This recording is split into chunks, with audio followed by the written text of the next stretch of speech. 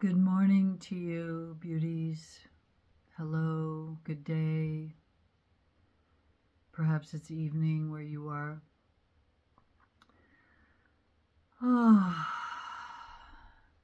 Well, I woke up this morning with sort of a vibratory tone of unease in my body and in my mind.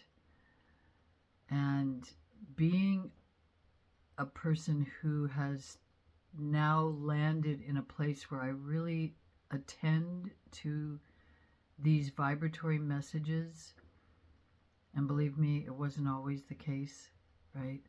Back in the day when I was younger, and I knew that I had, these experiences where I would feel things really intensely, and having had spirit contact since I was a little girl, I was aware of all of that.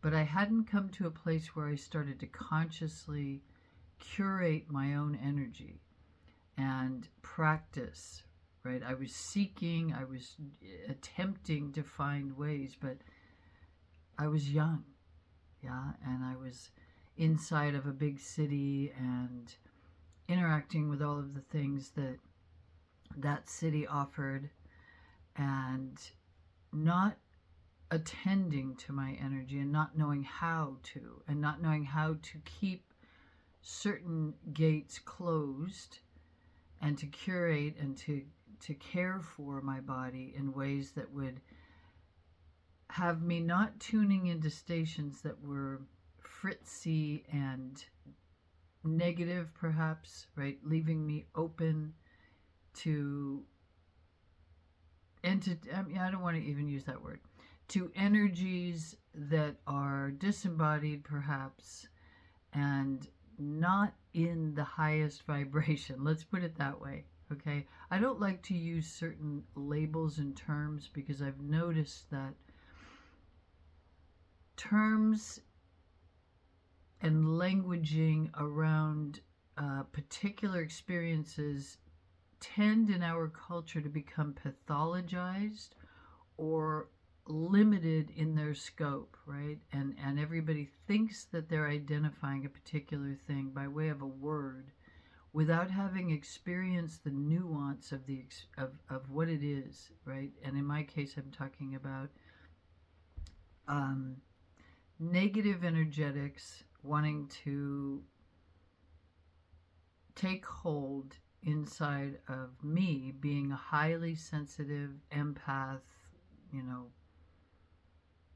psychic, whatever you want to call it. Again, I'm using words because we are using words here, but I am praying and hoping that you feel the vibrational tone inside of the words that I'm choosing to use. So, back to this morning. I woke up feeling kind of glitchy, kind of itchy in my energetic field, kind of icky would be a term. And as I went about my morning, preparing my warm drink, making a fire, running a bath, I looked back at my evening, the night before, to what I had placed my energy on, what I had given my energy to. And I was listening to a novel, not watching a movie, listening to a novel that was narrated by 3 or 4 actors. Very, very excellent production, really great storytelling. But the novel itself had real complexities of the darkness that can land in a human being's mind when they're not loved in the ways that they need to be, right? Something I'm interested in, right?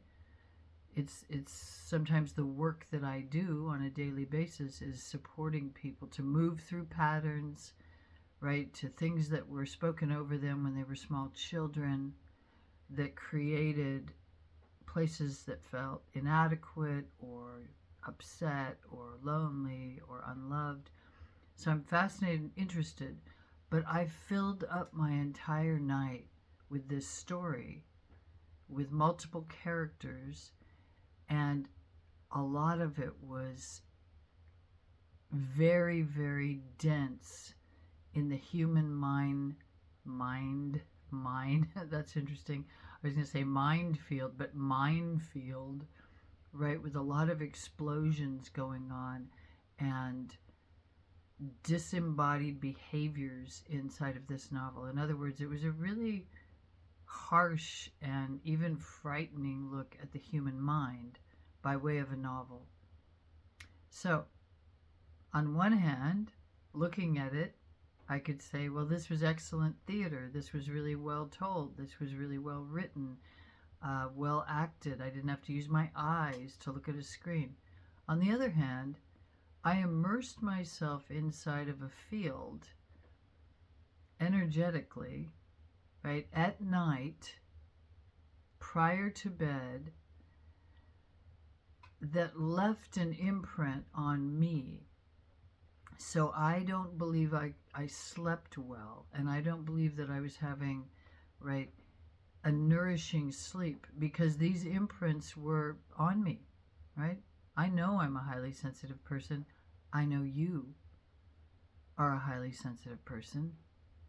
And so what we have in our space is extremely important, especially at night, prior to sleep time.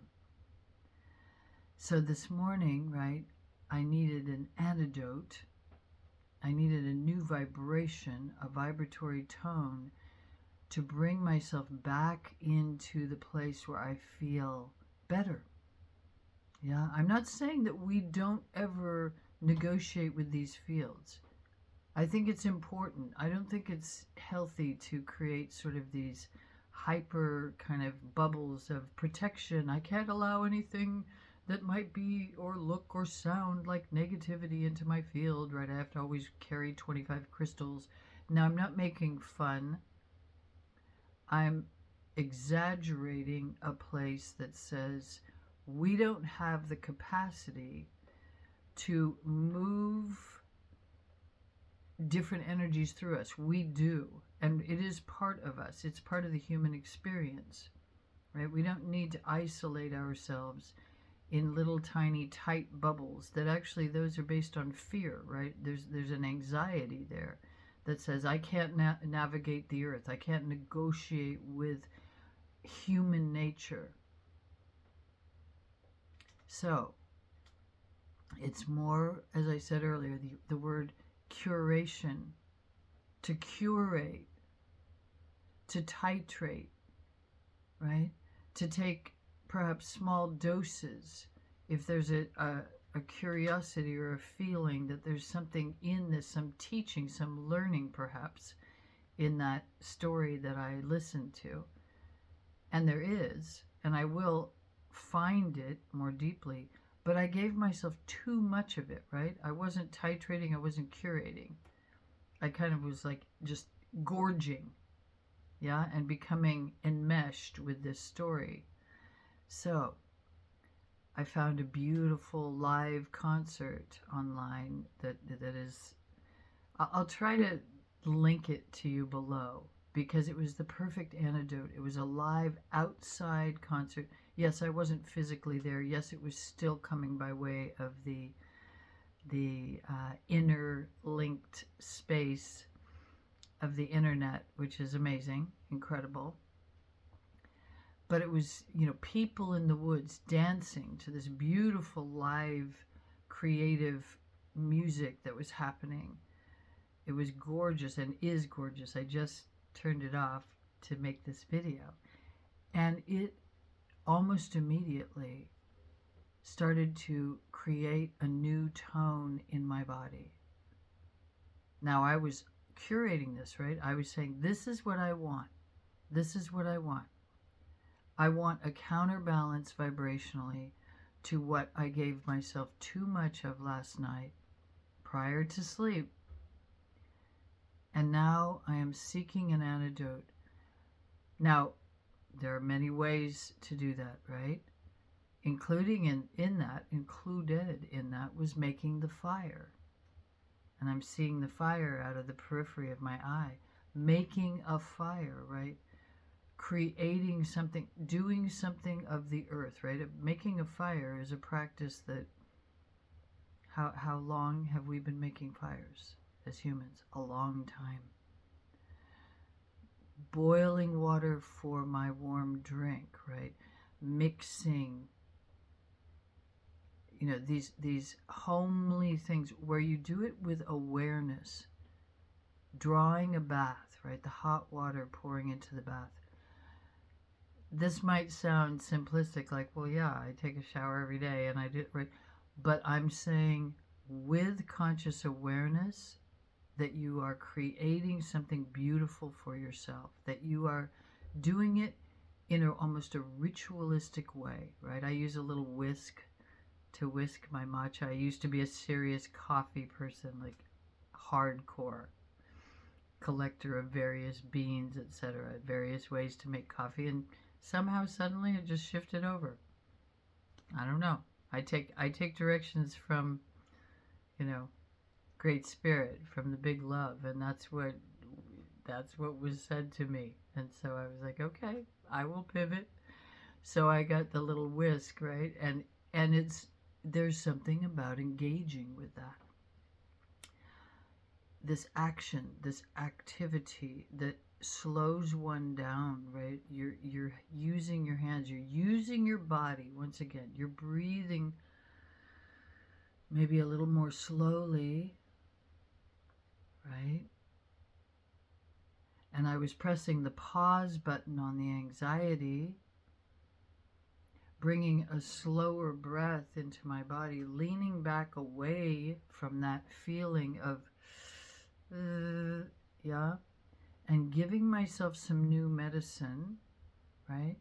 In order to be the medicine, and you are the medicine always, but we also want to use the mind as a tool to direct ourselves toward new strategies, to regulate our nervous system, right?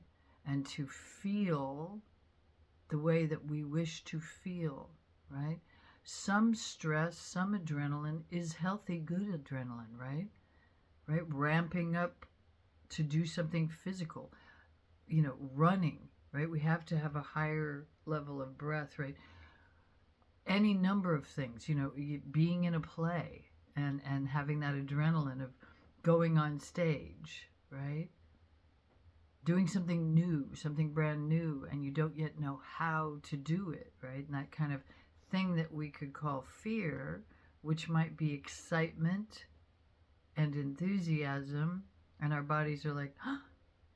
Yeah, so we're not talking about some sort of steady, we're always going to be, that's not the goal.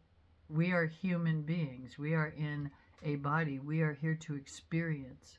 We're here to experience life, okay, to grasp a hold of it and to be a part of it and to be creative beings inside of this incredible experience.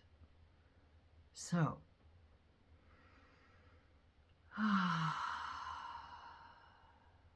yeah, self-regulation, self-management, lovingly, right? Lovingly.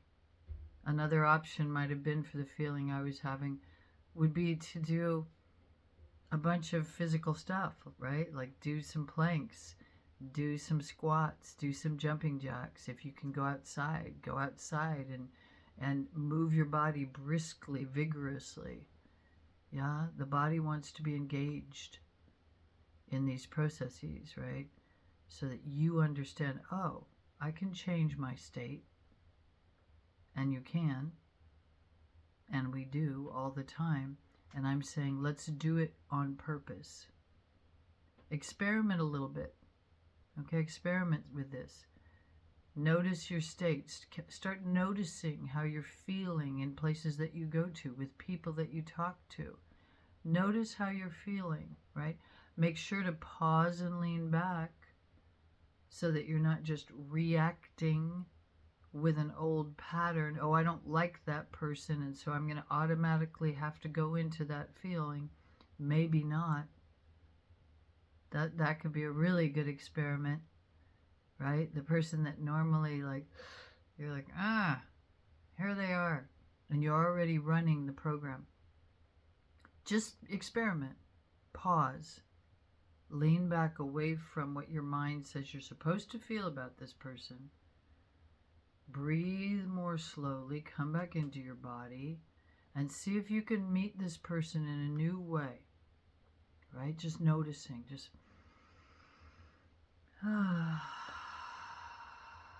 what's this big reactivity story about?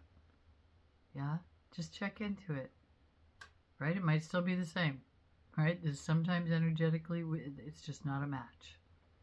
But experiment. See about curating your own energy today. Have fun with it. Okay? So, sending you so much big love, so much beauty in your day, in your evening, in your afternoon. Talk soon.